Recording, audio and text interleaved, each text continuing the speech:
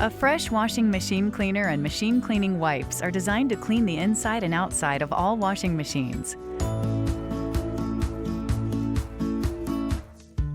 To use the cleaner, make sure all clothing and items have been removed from the washing machine first.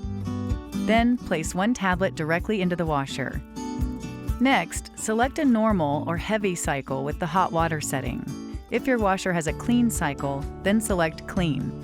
For machines with a noticeable odor, run 3 consecutive cycles, using one tablet for each cycle. And be sure to use once a month to keep your washing machine looking like new. Cleaning the outside of your washing machine is easy too.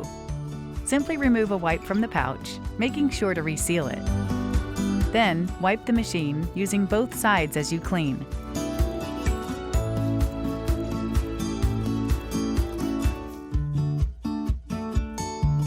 When you're finished, dispose of the wipe in the trash. Never flush it.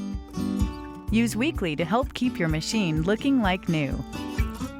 And when used together with the cleaner, you can complete your clean.